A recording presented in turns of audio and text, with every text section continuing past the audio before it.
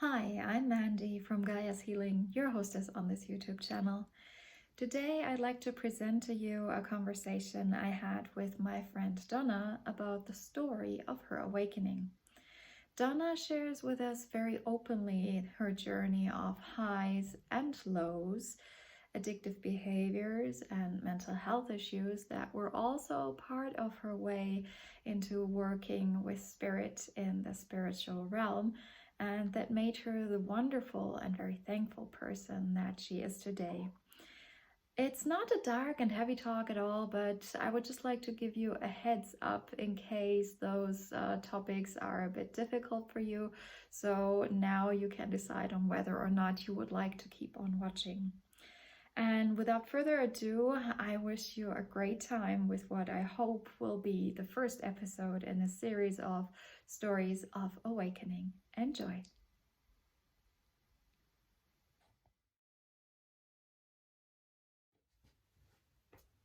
Hi Donna. Hello, Mandy. How are you today? I'm good, thank you. How are you? Great, I'm very fine too. So we are here to talk about your awakening. We are. Today. First of all, I think a question many people ask themselves is, what does it mean to be awake, and how do you define awakened? That's a very good question. It's funny because what's first coming to mind isn't what probably I expect, but for me, a huge part of my awakening in the beginning was that feeling different and that isolation, which I know, of course, as you go through the journey, that can ease. But honestly, for me, that was what helped me realize I was awakening or awake, and to kind of continue on that path. So yeah, for me it was to be awakened now compared to when I first awoken. They're completely different things, which I'm sure a lot of people can resonate with. But in the beginning it was that like isolation, feeling misunderstood, and not really knowing why I was experiencing that and how to connect to other people, because I didn't have the support around me, the knowledge to understand that that was what awakening is, I guess. Can you maybe give us some concrete examples of like when you felt like misunderstood or like being different?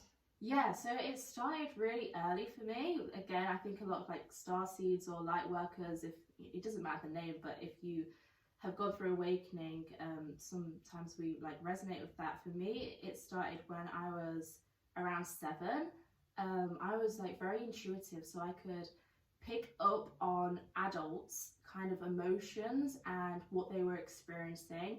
And obviously at the young age of 7, you don't know how to verbalize that. Like, I understood the subtle, the so there's anger, okay? But like for me, when I was younger, I could understand why the adults around me were experiencing that. I knew what their triggers were. And I think at a young age now, I can see that, whoa, that was like a lot to pick up on.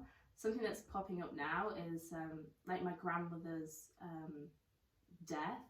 I was very connected to her spiritually, and she was giving me actually messages at that young age that I didn't know how to verbalize. I think that is when I understood that what I was experiencing wasn't, other people were not experiencing it. And at the same time, that was like a huge awakening moment. It was also a moment at that young age, I was like, right, other people aren't experiencing this, so I'm gonna shut that off. So it was like that was the moment I think I also was like, okay, yeah, this isn't normal, or this isn't what other people are experiencing, so I'm gonna be quiet about that. And then throughout my childhood, there was many moments that I would be aware of situations that were going to happen, and it wasn't, well, yeah, I suppose it was psychic. Even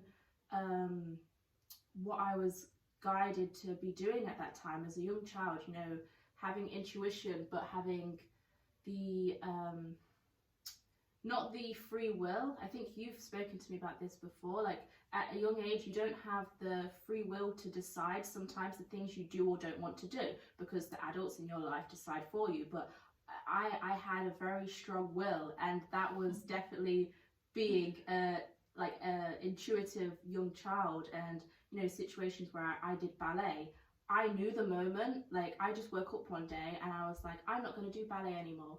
And it was like this just strong knowing, and I didn't try and reason with the adults around me. I just was like, nope, I'm not going anymore. And like then the same with running.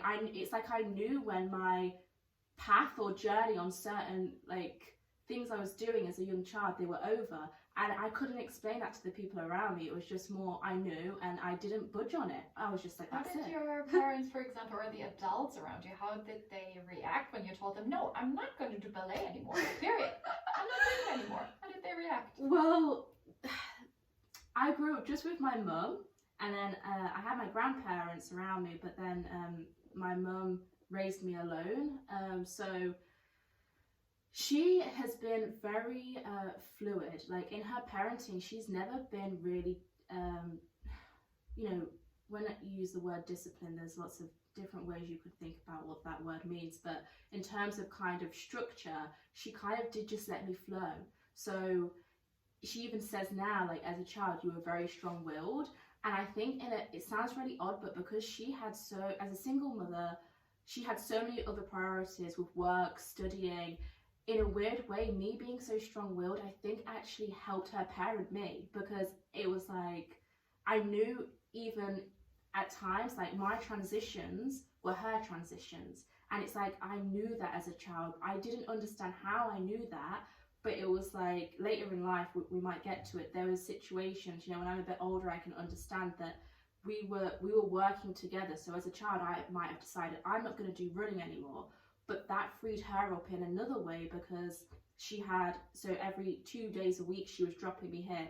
Do you see what I'm saying? Yeah. It's like my transition, I was almost guiding her with my very strong intuition, okay? And then that triggered her to know where she then needs to go. So it's like we were working together in this like psychic intuitive way, but I was just a child. Like I couldn't say like, okay mum, now it's time to go this direction, we're going on a different path now. It was just, that's it, I'm not doing this anymore. And she was like, okay, and then whatever would flow after that would flow, I'd say. Yeah.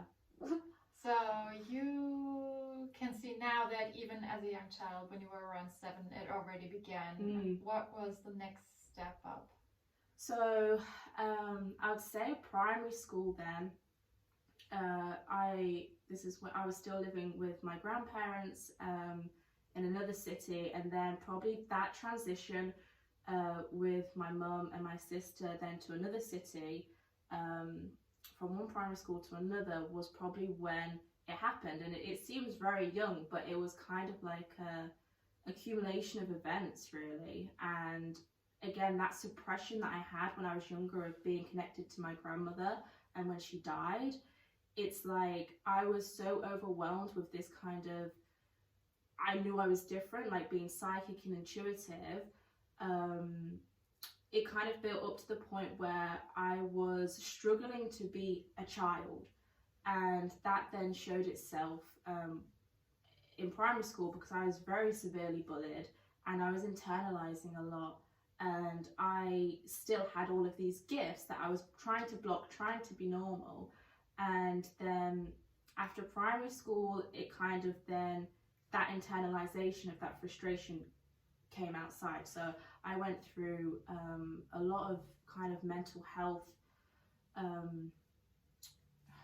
don't like to say mental health problems, but I suffered with my mental health, and it kind of manifested in eating disorders like control, and then I was abusing solvents. And so this kind of suppression at the same time was the awakening, because the more I was awakening, the more I was suppressing. There was just no outlet for me. So that's why I think for me, my awakening was really going through these mental health problems. And then after that, I was getting a lot of help and counselling, you know, psychologists, very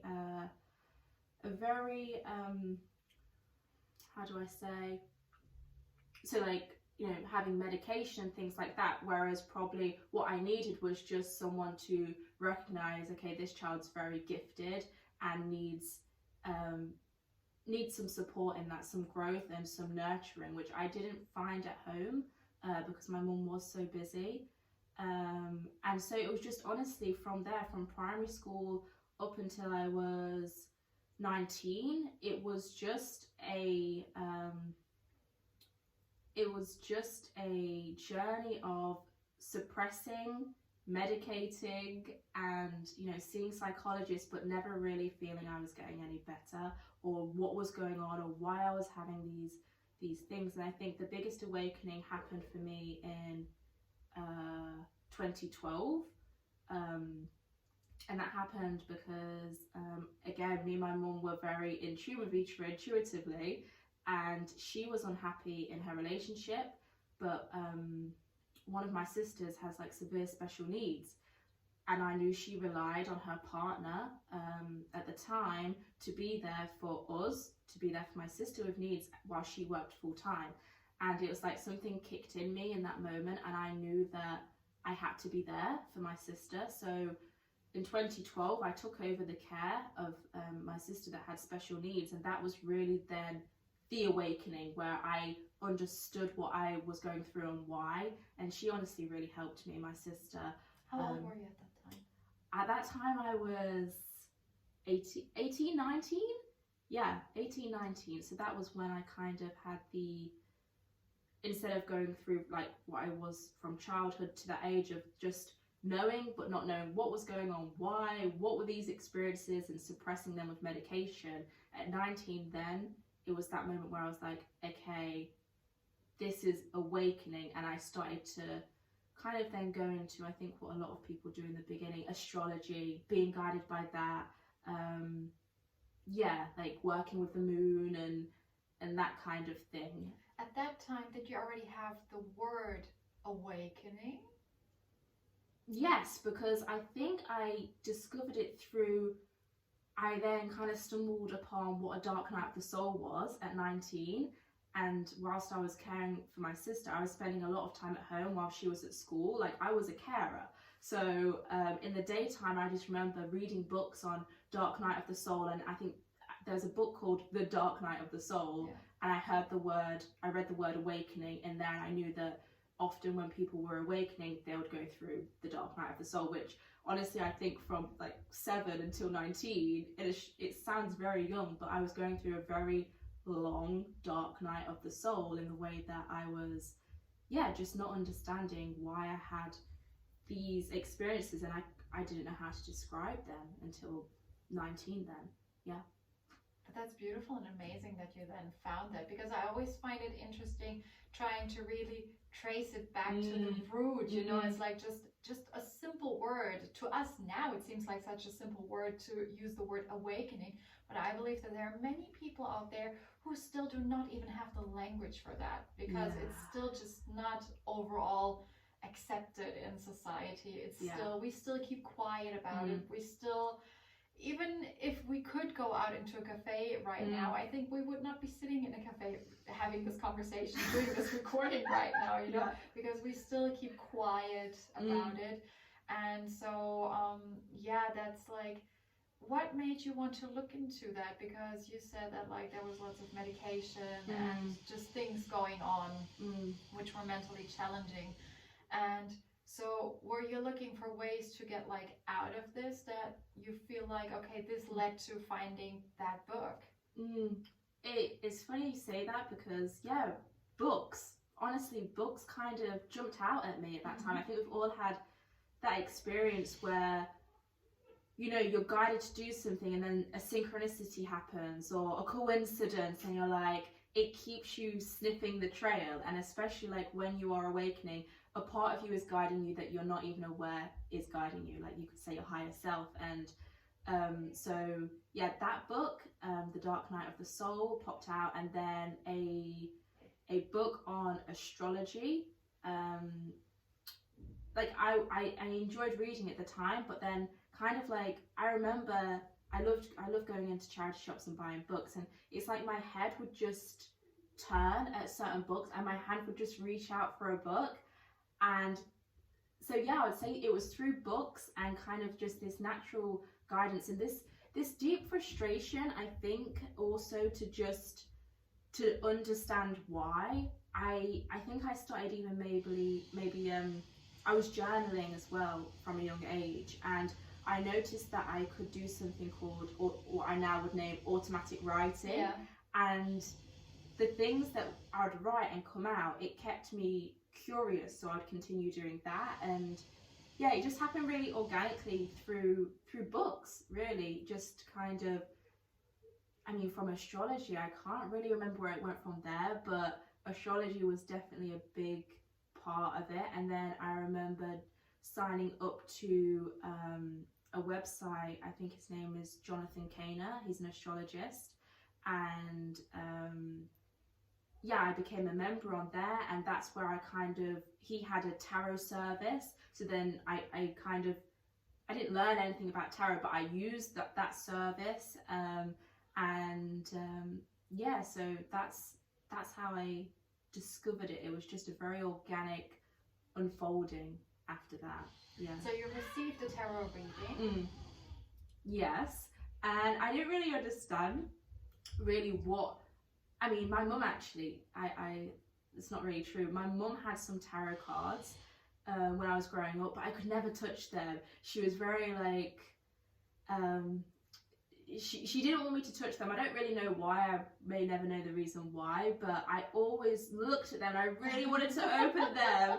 I really wanted to open them, and I could never. And I think sometimes I probably snuck them out, but I didn't understand what was on there. But yeah, so this tarot service that he had on the website, I don't remember what I really asked, but it was definitely things like, what's going on? Like, what's happening in my life? Like I didn't really understand how to use it either, and it was an online source, so it was just you type something in and you'd get, I think, 3 cards. So it was funny because it was like £5 or something. I remember like buying it, thinking at the time like, oh gosh, this is a lot of money to have this service, but I just wanted something. And then I think from whatever the tarot said, what guidance it was, I would then maybe some of the words would be like clues, and then I might Google that, or yeah, and now something's actually popping in. I think around that time as well, I started to do a lot of work in the astral, so my dreams were very psychic, and again, that was like another layer to it, kind of then being like, oh, okay, what I'm dreaming is like making sense with maybe what I've been writing or what I've been hearing, because at 19 as well, I think like my clairaudience really switched on, which also caused a bit more confusion in terms of, you know, being in mental health services and seeing at the time psychologists. It was that kind of, how do I say, like that weaving of mental health and spirituality at the time was very much still nested together. Yeah. And I was just working my way out of it, like to separate them, I guess. Did you share you hearing things or seeing stuff in your dreams with the psychologist? Yes, and I was diagnosed with manic bipolar, manic depression, and kind of, I saw a lot of doctors. In the beginning, yeah, it was bipolar I was diagnosed with. There was some talks maybe I was schizophrenic as well at the time because of the voices. But I found it really hard to connect with the psychologist. It was almost like a part of me, because now I look back, I do think there was some good people in my life at the time in terms of psychologists and people that were assisting me, and they were giving me some good tools which I could have used, but a part of me just knew that wasn't it. Like, they were telling me that I was, you know, bipolar, and I was like, but no, like, it didn't fit, because they were saying that the things I was hearing were, I can't remember what they even said about them, just it wasn't me. It was this illness of bipolar or whatever else it was. But I knew it wasn't just that, because sometimes the things that I would hear would either come true, or again, I was working in my dreams at the time. it just didn't fit, and I was frustrated even more then, because I was like, okay, am I sick, or am I kind of on this awakening path, which I was waking up to as well through books? And I was, I was young still, and at that time, like, having this great support from psychologists, which I still, as much as I know that it was a confusing time, I can look back and be really grateful, because they kept me alive, really, because I was very suicidal at that time as well. And I was just frustrated. I was just constantly frustrated. And then even being in that service and feeling misunderstood, it was like I was just reaching out, and I was like, please just help me, like, what is going on? And yeah, they supported me, and I always say now, like, they kept me alive long enough for me to really dive deeper into the spiritual path and kind of find what I would say now God. Probably up until like a month ago I was saying source, but I'm getting more comfortable using the word God now. I think there's a lot of conditioning over that word. It still doesn't resonate with me, to be Yeah. honest, because of the Catholic Church. Yes. Actually. Yeah. But if you feel that it resonates more, than I'm being kind of called to look at that a little bit more, like, why does that word God feel so uncomfortable? And like you say, there's that and many other reasons, but yeah, source, God, whatever you would call it, is what kept me in those moments. I just knew there was something else, and I do just want to say that, like, my path awakening as well, like I say, I was suicidal at 19, but I actually, the first time I tried to commit suicide was at 11, and I look back and I'm like, whoa, that was so young. And I think it's because a part of me knew intuitively it was going to be a pretty rocky childhood. It was going to be a pretty rocky teen years. It's like I knew that I wasn't going to get my answers anytime soon intuitively. I was very intuitive, but I remember a lot of adults having conversations with me when I was younger that you wouldn't maybe have with a child, but I think I just gave off this kind of vibe of being wise at a young age. I remember even at 19, one of my support workers I had, she'd just gone through a divorce, and she's there to support me, okay, like, I'm not well, and she just found herself sharing this with me, and it was so interesting because I remember it so clearly. We were in her car, and it was probably the best healing session I ever had. And I don't know if it's because the focus wasn't on me, but it was like someone was finally being honest and opening up to me in a way where they were talking to me like, not so much an equal, but it was like the attention was then on listening to her and feeling that true emotion that I think a lot of us suppress. And to hear that was a really healing moment for me. And I think that is, again, something a lot of us on the awakening path, we're here to be, a lot of us, in service to others, in service to the collective. And I will never forget that. It was just so interesting. I was like, I think I told my mum, and my mum was really upset and angry, like, she shouldn't have been sharing that with you, she's there for you, it could have put a lot of pressure on you. But isn't that so empowering, that someone who is supposed to be there for you, that they trust you so much in that very moment to hold that space and to allow them to be vulnerable in that moment and to open up like that much. That takes a lot of trust. And I think if we are met with that trust, if somebody gives that to us, it empowers us so much more to step into our power and to really to hold that space for someone. Although the rational part of me also understands your mother, and like, she was the one who was actually in charge of being there for you. But that I can totally understand that it was a beautiful experience for you. Yeah, definitely. I think a part of me at that moment as well, because of probably books I was reading at the time, I'm tapping into it. I remember feeling after so grateful and feeling like, okay, people, without knowing it, I think they become quickly comfortable with me to share things with me, and I knew that me understanding that was very valuable as well, because it helped me realize that as much as I knew I was going through everything in the inside, it helped me to recognize that without realizing it, I give a lot to other people.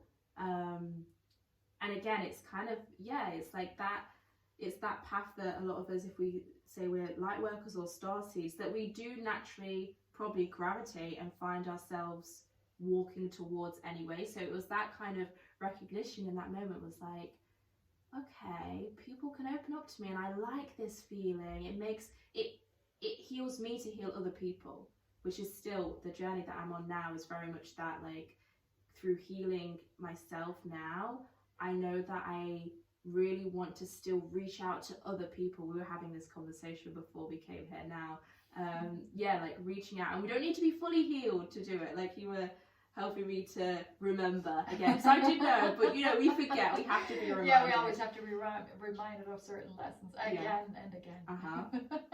That's totally fine, I think. And that's something I also realized. You know, some lessons the universe just keeps throwing at me time and again, because I might have understood them on a certain level, but I'm not yet fully integrated. And that's fine, you know, just to give ourselves the time and no pressure at all. Yes.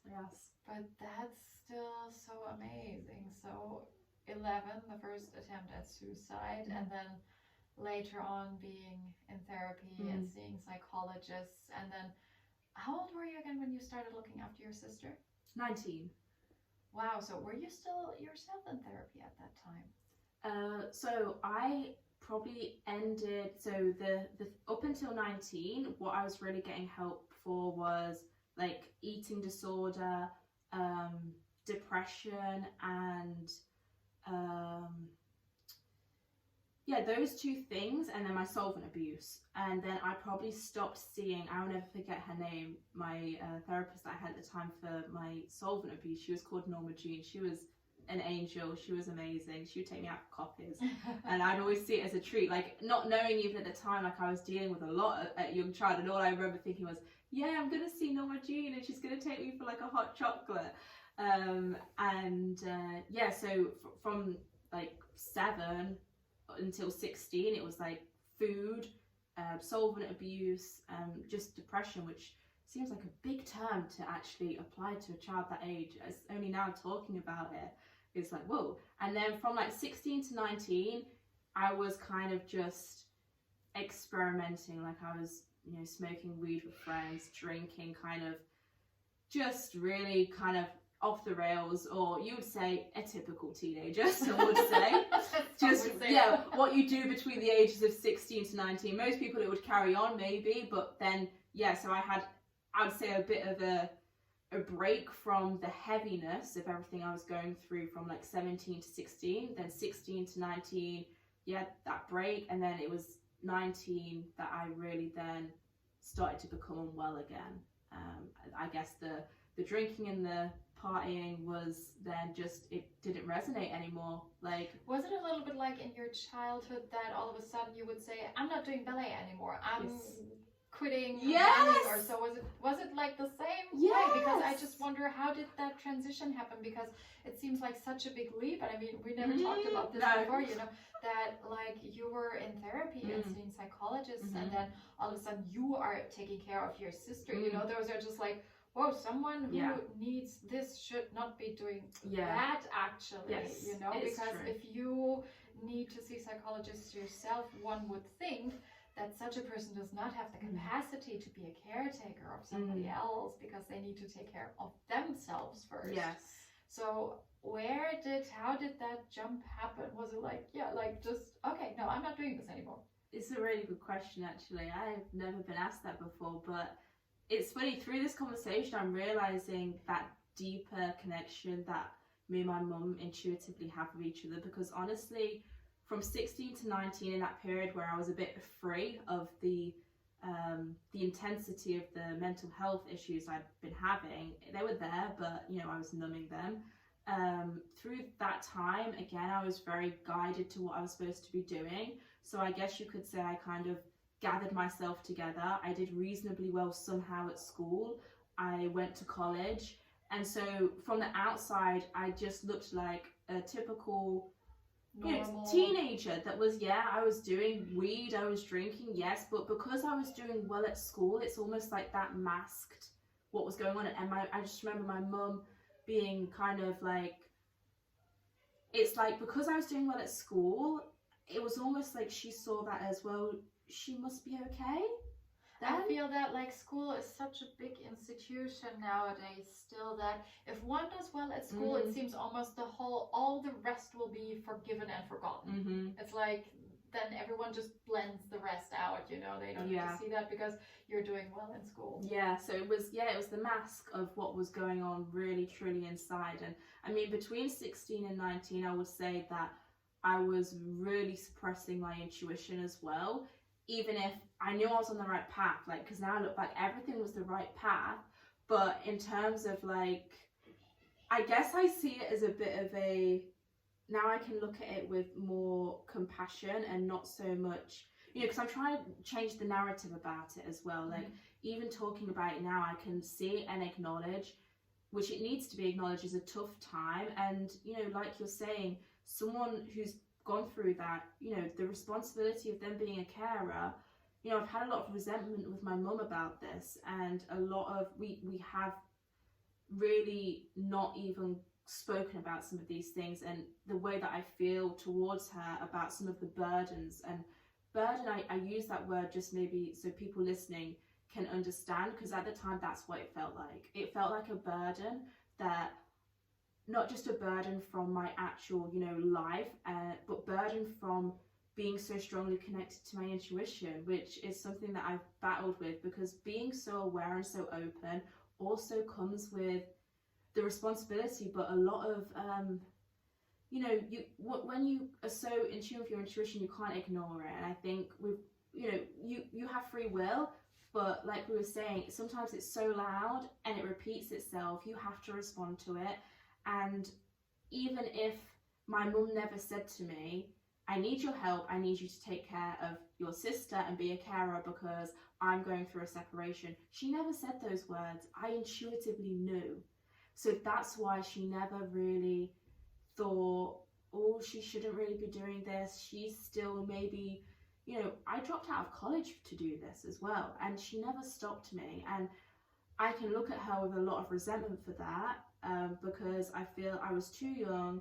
I needed to be a child still, even if I was 19. I needed to still have that innocence, and I needed to be protected, and I didn't have that from her. But at the same time, bigger perspective, I see how much I helped, how much my sister Hazel is her name, she's gorgeous, I love her so much. She's honestly guided me so much on this path. Without her, well, she knows, but you know, like at that time she was just taught me, you know, that true love and compassion. And I kind of was in a bubble, honestly, and I didn't realize at the time what I had put on my own shoulders, but also what my mum had allowed me to put on my shoulders was pretty big. So we're still going through a lot of healing, my mum and I, but that period of time was huge for our family, because my mum was able to exit an abusive relationship, I would say, and without me there, honestly, I don't know how she would have done it. And again, that shows how strong intuitively we were working together. You know, I think you said it to me, I'm sure all of the listeners like will know, like you've heard that phrase, like God only gives you as much as you can handle, I think. Yeah. And I look back and think, oh, I couldn't handle that, but I could. Look, I did it. You're sitting here now. I'm here. You did it. Exactly. So yeah, it was from 7 to 19, like, I know this is about awakening, but I would say that whole time was an awakening. Yeah. That was a huge awakening, that whole journey. And I was so guided by source that, you know, you kind of hear these stories of people that have, you know, gone through difficult childhoods. And, you know, I'll be honest, I didn't have the physical family support, or, you know, my mum was there for me, but she didn't understand me. And without source being there guiding me, I honestly don't know how I would have been able to, I would say, kind of like, I would have drowned in it. I was able to come up long enough because I knew I was being guided without knowing it by source or God, and then I might go back under, like, because it was a long period of time, 7 to 19, but ultimately I kept coming up to the shore. I kept coming up, and yeah. It's what I call awake and then asleep again, because when I look back on my journey, but we're not here to talk about me, we're here to talk about you, but that's like, looking back at my journey, I can see that there were times when I was awake, you know, when I was using tarot cards, or when I was working with a spirit guide, even though at that time I didn't even have the name spirit guide. I didn't know what it was. I kind of thought like, oh, maybe that's a guardian angel, because that was just through my upbringing the only word that would come to my mind for this, you know. Yeah. And it was my clairaudience, which I hadn't understood. But then, I don't know, I got a boyfriend and I totally fell asleep again, and I forgot about all this, and I didn't use tarot anymore, and I didn't get in touch with any source energies anymore. But then at a later point of time, all of a sudden tarot would come up again, and there would be a spirit guide in my life again, and for the first time I would receive a name, and I still thought, oh, that's a guardian angel, which it wasn't. And then I went abroad, and then I fell asleep again, and you know, and then I totally didn't do all that stuff anymore. And then because my focus was so on 3D things, you know, work, paying bills, taking care of myself, being on my own in a foreign country, which is something that you can really relate to. Yes, I can now. Yes, but you are fully awake. I'm awake. But and I think that's also normal for anyone. You know, that sometimes we have phases in life where we are awake and we're using certain tools, and we are getting in a certain flow, and we might receive messages one way or another. You know, some people are working with spirit guides, power animals, angels, source. There are so many different modalities out there right now. Yes. You know, and then sometimes we kind of, it's when we look back, it's as if we had forgotten about all of it. It's like erased out of our lives for a time. But then I think that's always okay, you know. There's no need to put us under any pressure to be awake then non-stop.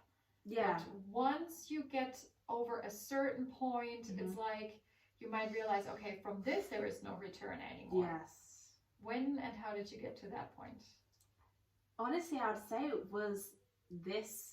Well, like we're in 2021 now, but in 2020,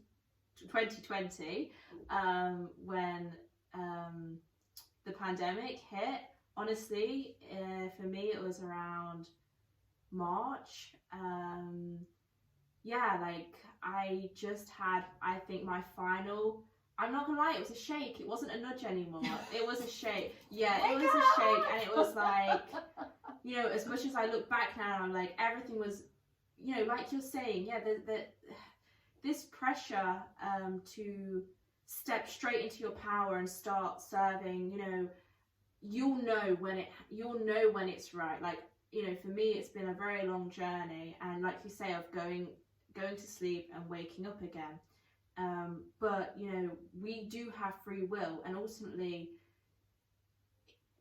I think it's always good to know that it's always good to feel a little bit uncomfortable.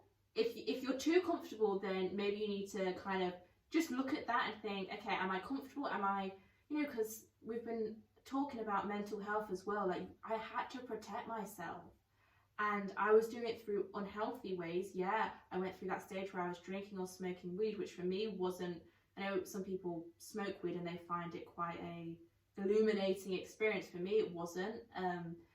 But we have to be kind to ourselves and protect ourselves as well. And, you know, spirit, source, God gets that as well, which I think, you know, I put myself under pressure to feel I had to really do a lot. But in terms of, you know, in March 2020, like my final shake, it was more of a feeling, you know, I was just dissatisfied. And now that calling for me was, it wasn't like, okay, you need to do this, this, and this. It was this feeling of like, look, we're here. Come hold our hand. Like, you're not happy. Like, we know you're not happy. And it was uncomfortable because a lot of shadow came up, a lot. And I don't want to scare anyone by saying that word, because I think we were saying just before, you know, I'm not triggered by that word at all anymore, and I was, but a lot of my shadows were coming up, and I was looking at them, I was being brave, I was looking at them, because I was almost at this point where I was like, I know I'm not really living my purpose, I know there's something more, I know I'm awake, but I'm not acting, I'm kind of like trying to stay asleep. And it was at that moment, you know, I started really tuning into my clairaudience again, which has been online for a long time, but I suppress, block out, you know. And again, I was starting then from March 2022, my dreams were becoming more vivid again, which kind of stopped or slowed down. And yeah, just kind of reconnecting with spirit guides, and just being more in tune with nature as well, because during that time I wasn't working, so I was able to go out for walks. I was being really guided to do certain things which I'd stopped listening to for a very long time. And yeah, I just kind of picked it back up again. I guess I was just like, okay, well, I'm here again, and you know, there wasn't much going on in my life at that time, and I guess I could say it's like I answered the call again, and I was like, you know, kind of at the point where, for me, internally, I was just so, I was really sad. And it was this sadness that I didn't know what to do with, but I didn't feel that anything in my outside life was really supporting me to work through it or understand it. And it was ever since that shake again in 2020, I was like guided what to do again. I was brought, you know, the synchronicities started happening, because I was saying, you know, without knowing it, I was asking, I want to heal, I'm ready to heal this, I'm ready to, it wasn't even about maybe finding my purpose at that time, which it's turned into now, we're in 2021, but at that time it was just, I just want to feel again and not be numb, because the medication I was on for a long time was pretty numbing. And that again, though, I don't think, you know, if anyone's listening to this and they are on medication, like, that was there for me at that time, and I needed that, and I do think it did save my life. I do. And being on the medication then, it was, you know, it was different, but now I was kind of feeling like I might have been going down that path again, because I remember I was thinking about it, do I need therapy again at this point, because I wasn't able to shift this sadness inside, and I was looping. But I think I knew at that time, like, no, now medication isn't for me. It was then. What else can I find to help support this? And, you know, the synchronicities came in as they always do, and I was guided to things, and just connecting to myself again. What things were you guided to? So at that time it was grounding, honestly. So I was out in nature a lot, and just literally putting my bare feet on the earth, and kind of being reminded of things that I stopped doing or stopped enjoying. So just kind of reconnecting to myself in the beginning. It wasn't so much, again, later it was, you know, techniques or anything like that came in, but at that time it was just reconnecting to myself. So yeah, grounding. I started writing again more.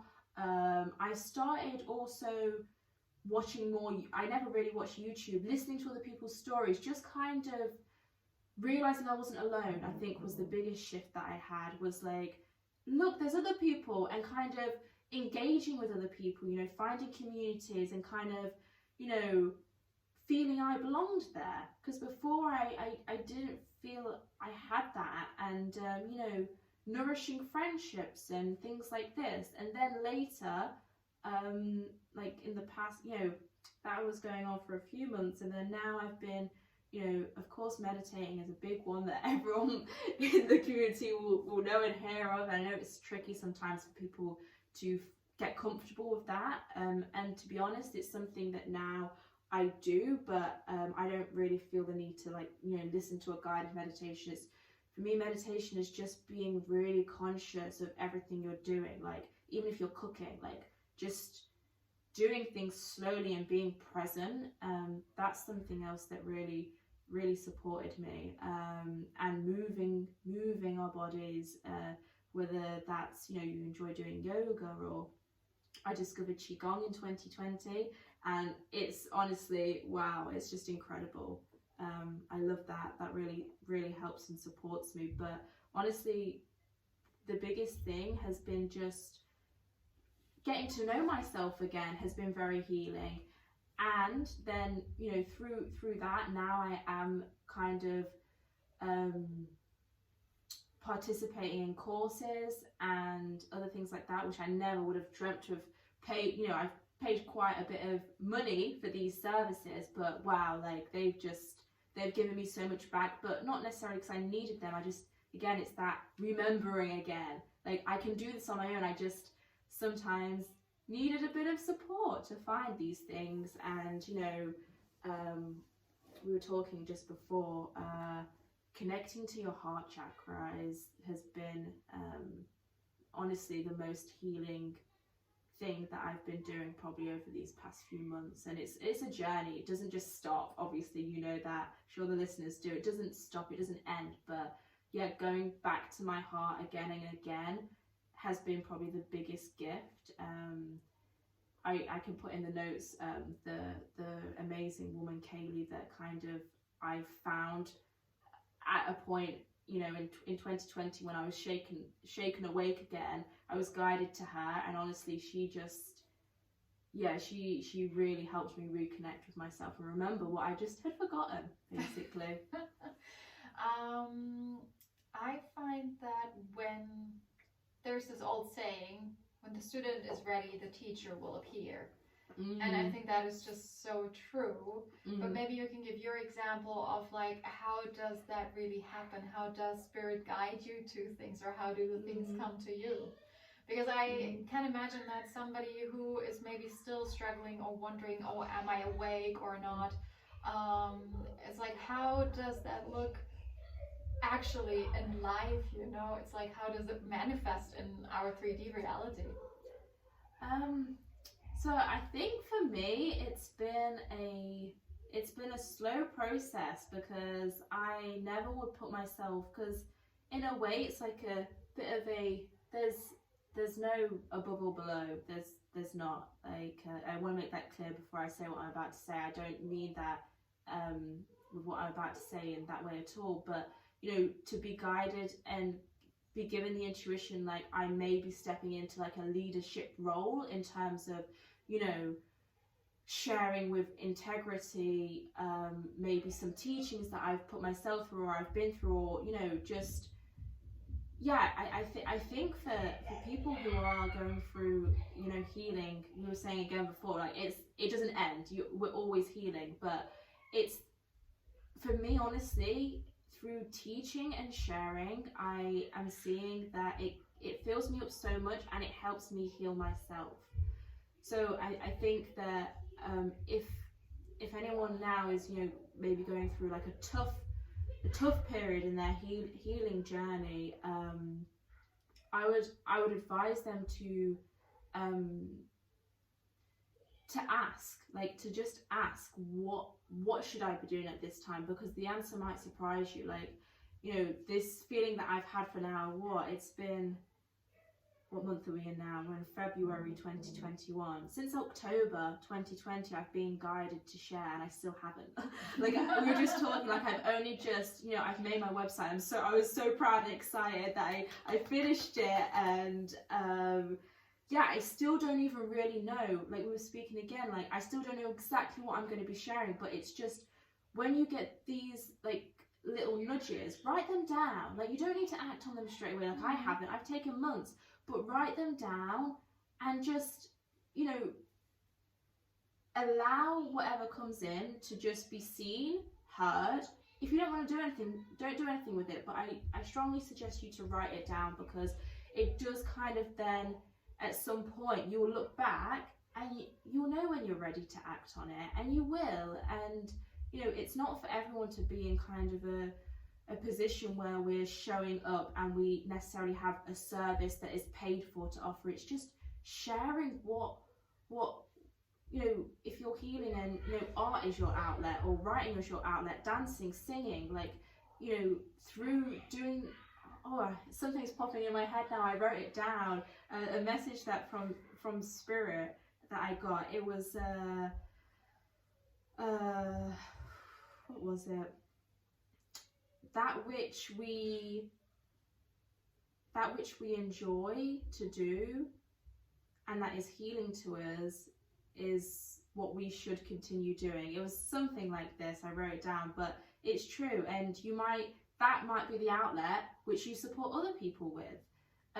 So, I was overwhelmed at the beginning as well, like with all of these different ways or hearing what people speak, how they connect, or what they like to use, or what they resonate with, what they don't. I was like, I had to do it all, and it's not true. Like, you don't. Whatever you feel most drawn to, start there. Just start with that thing, and start small. Yes. Baby steps is totally fine. Yes. No need to be like a done deal right away. Yeah, and you've taught me that, Randy, like through our conversation this week, because I went to you, didn't I, with something that was on my mind. And it's so funny, the redirection wasn't what I expected. It was actually just to go back into my heart again and go back to something that sparked me up. And that was, without me knowing it, it was guiding me then back to, hello, are you finishing your website? Hello, are you going to start sharing? And it wasn't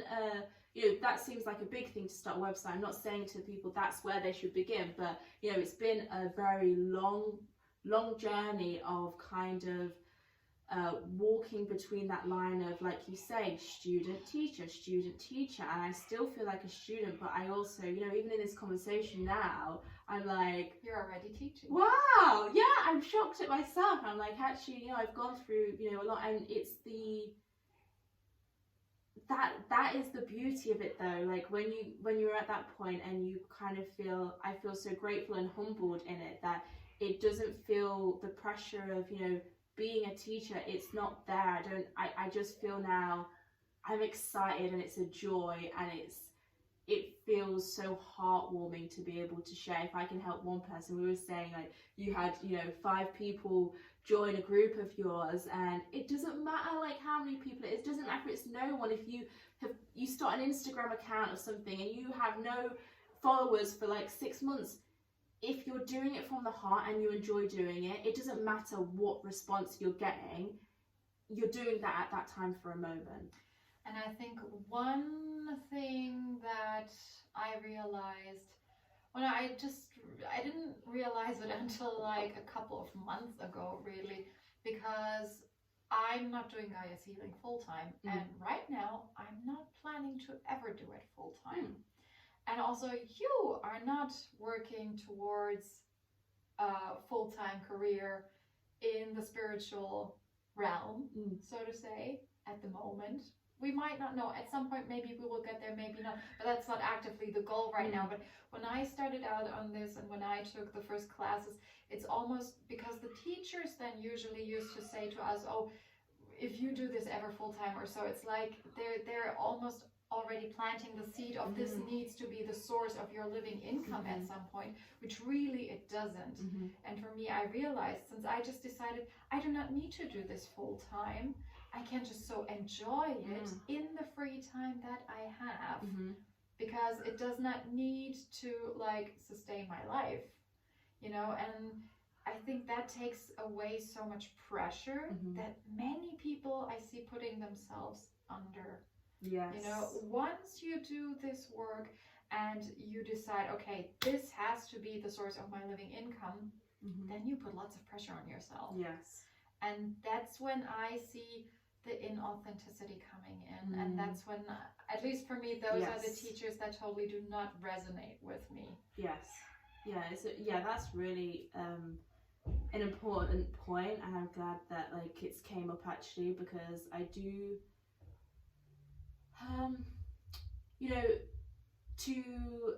to wake up again, whatever you identify with, who you are and why you've came to earth, or however you see this path, and to have that connection. I've heard a lot of people feel you know, then this sense of urgency, like I have to do something, I have to share, I have to give something. And, you know, for some people that might be their path. They might start something and that becomes their source of income and they ride with that. But yeah, it's tricky because a lot of us, I think, for me, my career that I work with children, so I love that, and I see that as something for what I see in the future, that, you know, my spiritual path and that are definitely going to coincide with each other at some point. So I think if you are feeling the pull that you want to do something and you want to share something, but if it feels urgent and you feel you're putting pressure on yourself, I don't feel like Source would ever want you to feel that, like, and to feel like, oh, I need to make this much and I'm not making this much, and so I need to create a program.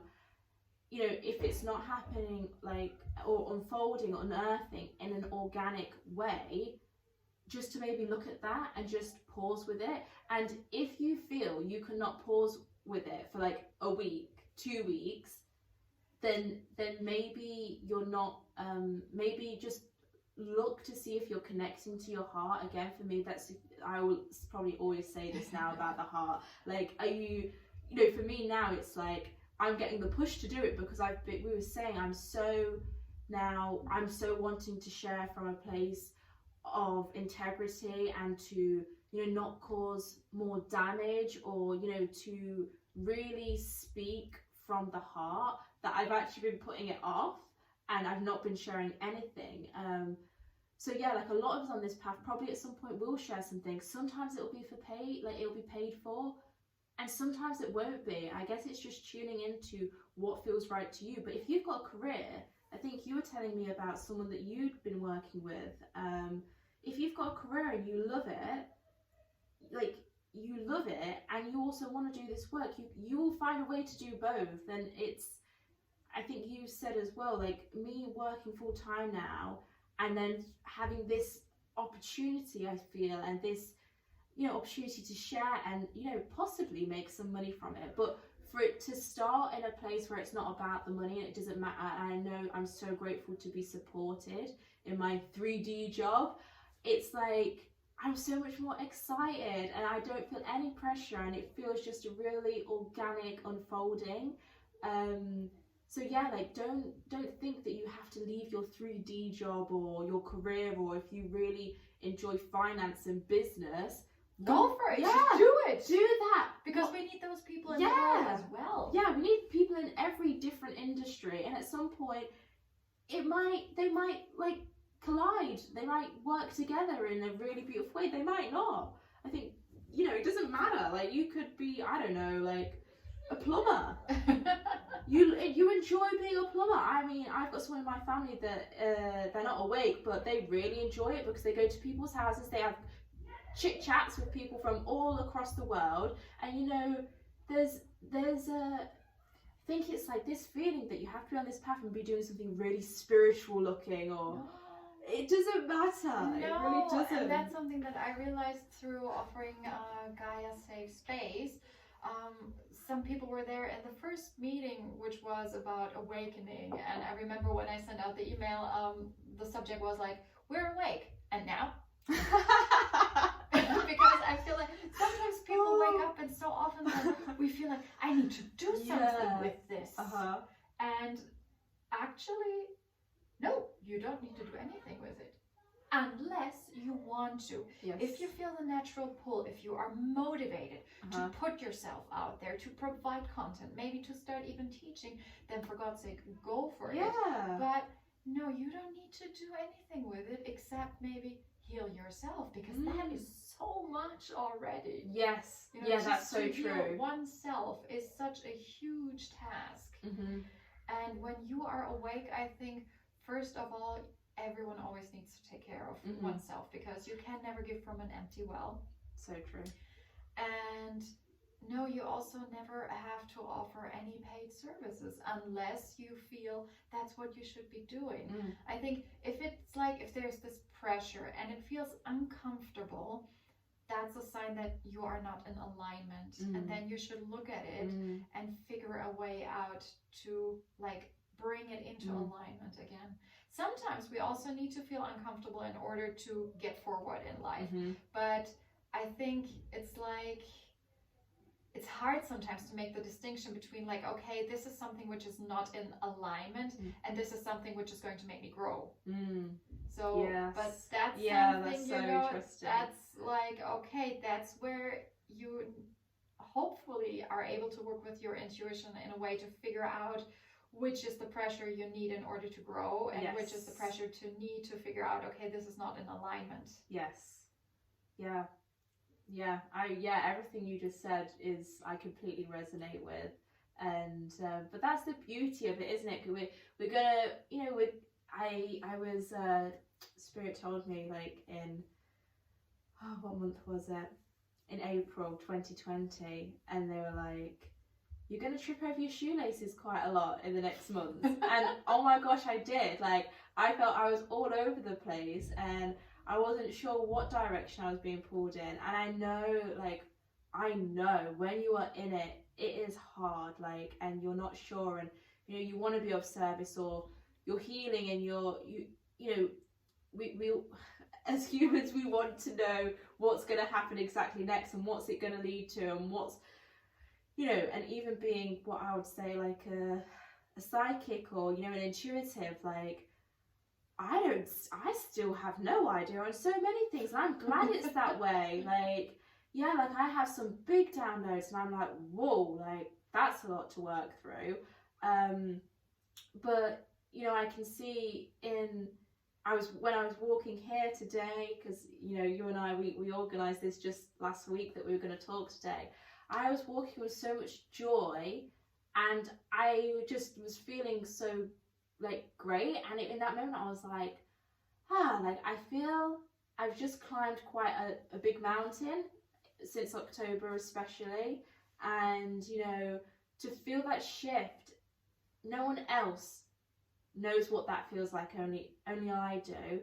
But that's work, like you were saying, like that, like what we are doing individually, like no one's paying me for that. I've not paid anyone for that. Like, you know, well, I've received help and guidance. I have, you know, put some money out there, but you know, I was committed to self. And now, like, kind of coming out of that, or at least being able to look on this period of my life, I'm just like, you know, whew, that was a lot of work. Like, but you know, at the end, if you can come back into that again, gratitude, like that feeling, like you will always, again, going into your heart, like if you're in your heart, you're always on path, like you always are anyway. But yeah, for me, that's been huge, like understanding the value of the inner work that we're all individually doing, and you know, waking up, and yeah, it's great, like that's why we're here. Like when you wake up, you know, you want to be of service, you want to do something. But I think again, I'm quoting this, I don't necessarily resonate with all of this. A lot of people I've had are speaking about, you know, the new age, and you know, even using all of these tools like crystals, or which are beautiful, amazing, but you know, feeling we have to take a lot outside, and we're kind of, you know, in new age maybe shifting or forgetting a little that, you know, I was thinking again on the bus here, like how everything that's kind of helped me really shift and heal, it's been from going inside and connecting inside. And I know it's so hard and frustrating maybe to hear. I was like that like just a few months ago, but it's honestly given me the biggest shift and the biggest sense of joy as well, to know also I've done it alone. And that's not to say I'm scared of asking for help, but you know, it's a different feeling. And I know that, you know, now I can talk to you and like the people that are listening or watching, it's different to be able to talk from your heart and feel completely in alignment in a way where you know that you've embodied it as well. It's a different feeling, and I think that's maybe some advice I could give. Like if you're sharing and you don't feel you've embodied that, maybe it's not time to share yet. I don't know how you feel about that. No, that is so true. And it reminds me of something. Oh, I've just connected two dots. Thank you. Because I remember I was in a container which was offered by my mentor and confidante, Andy Murphy. And I forgot which activation it was because I've gone through so many with her. And she guided us to a new energy in our lives. And for everyone, it's like always totally individual, you know. To some person a spirit animal comes, to another person maybe a goddess energy comes. It's like totally different, and none is better than the other anyways. But she also said we should not share it with others. We should not share the messages or energies that would come to us at that moment. And it felt right, it resonated with me. But then also nowadays I find myself more often sharing with people what energies I work with. But that is, I think, because now I embody it. Now I really own it. I am so secure in my experiences now, in my emotions, how I feel about it, that I have the confidence to put it out there and share it with people. Because if anyone would like say something about it and be maybe opinionated, I would have the strength in myself to argue for it. I love and that. Fight for it, you know. I love that. And not let anyone's doubt take it away from me. Yeah. Because that is such a huge part, I think, when we begin out on this way. It's so special. Like, hearing you say that, I'm like, yes! It's such an empowering feeling, though. Yes. And not one that's like ego driven. It's just, again, I was thinking about this just the other day. It's like, it's something that you can have and hold inside, and it's just the most beautiful feeling because, you know, I was experiencing it at work. Someone was kind of projecting onto me a little bit, and a lot of scarcity and lack over money, and I just was like so like compassionate, because I could understand why they were I'm intuitive in the way that when people speak, I can see trauma quite clearly, but you know, they were projecting it onto me, and then inside I was just like, no, I don't resonate with that. Like, I'm not scared. You know, I was talking about, you know, even, you know, to be aware of things, yeah, but when you've got that inner, you know, just, yeah, like, you just like, it's fine. Like, I know, but it's interesting that when people kind of say things or project, and it could shake you, it's a good indication to the inner work you've done again, and you're like, ooh, those 6 months of, you know, shadow work, really, I feel them. Yeah, I will never forget also that one time at work, because I'm an empath too, and I mean, my big awakening with no return was also just in 2019. That's like, it's just about 1.5 years ago, which is also not a long time. But also, you know, in that time, I learned about what it means to be an empath. What does it mean to be psychic, and so on. You know, so many things that I've been doing in the past in small phases where I've been away, all of a sudden started to make sense. And now I can start to connect the dots, which is so much fun. And so, yeah, but it's just so many things happened in such a short time. And now I look back and I can connect the dots. And that's so beautiful and so much fun. And I forgot about my train of thought just now. The puzzle pieces. Yeah, the puzzle pieces. Everything comes together now. And looking back, and that's another thing, you know, I think we cannot predict the future because we have free will and the future is malleable. So you can always connect the dots just in hindsight, you know, and get your strength from that. And I feel that when you are starting out on this way, it's maybe, of course, you will feel, at least I felt the strong desire to share with people right away. But I think it's very important to remember also with what people to share, because there will be folks out there who are not able to follow you. And that's okay, because everyone is on their own way, and other people's awakening is never one's business. Like, as much as I would love to grab people and just shake them away, it's none of my business. I don't want to do that, because everyone's on their own way and everybody's way is just right. So I feel that, like, And that's also why it resonated with me when Andy said at that time, don't share it with others. Because at that time it would not have been right for me. I had not, I had just been given that key, but I had not walked into the room and made the whole place my own, Yeah, like sitting with it for a bit. Yes. Which is something I've learned as well this year and last year, 2020, and the beginning of this year, is just to sit with things. And it can be a bit uncomfortable because you want to like work it out, and you want, again, like we were saying, the answers, but it is so funny because it can be really annoying to hear, I know, to some people if they are in a difficult place now, but it will come, like it always does. And it's just that commitment to self that is all you need. And even I've gone through times where when I was not very well, like I could maybe describe it as like I gave up on myself, but God's source will never ever give up on you.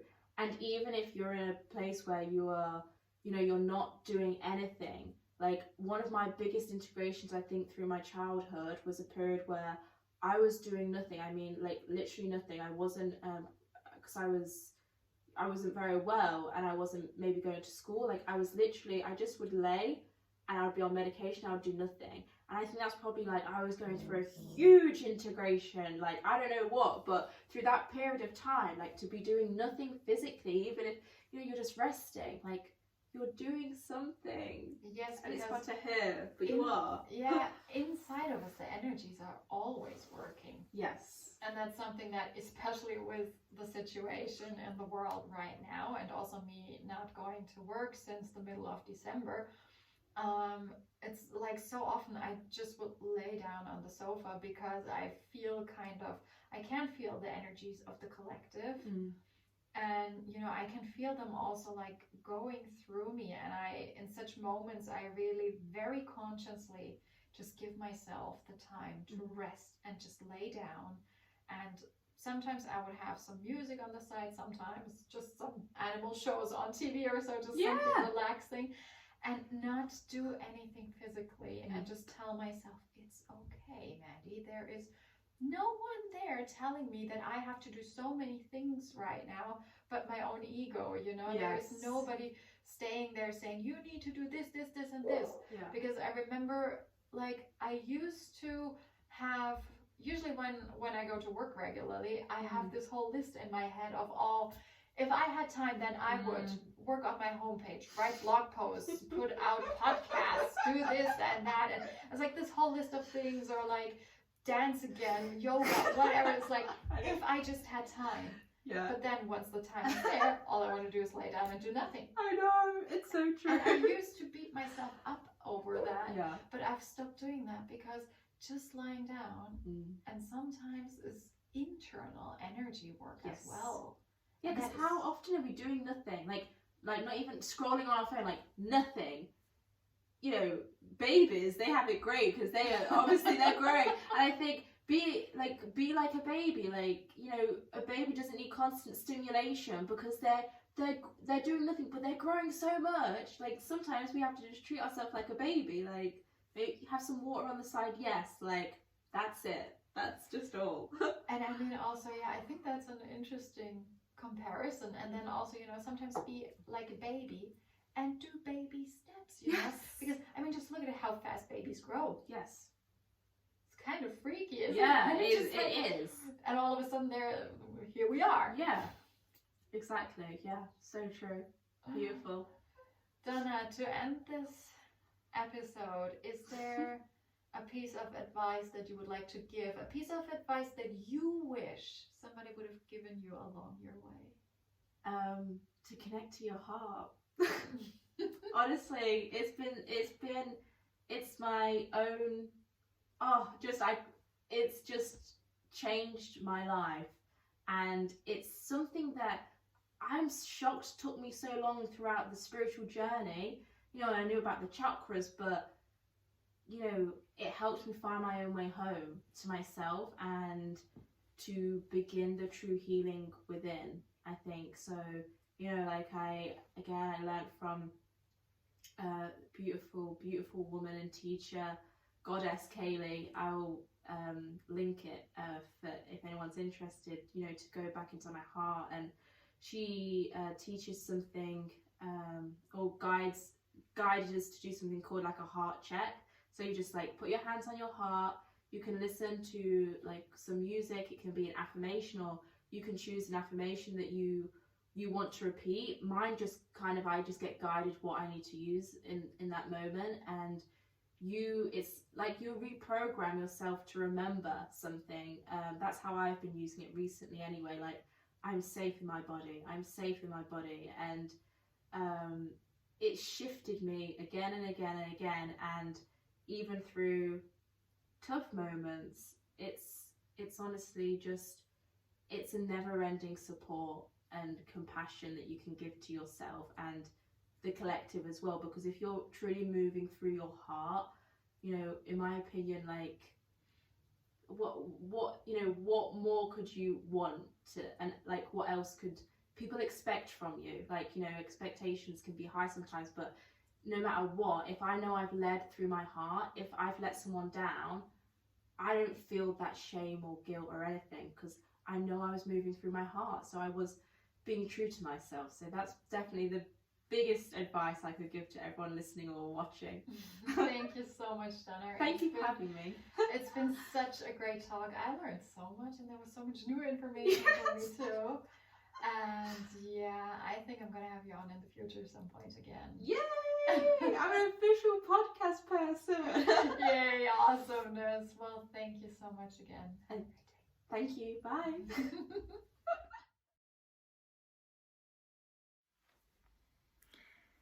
Thank you so much for sticking with us till the end.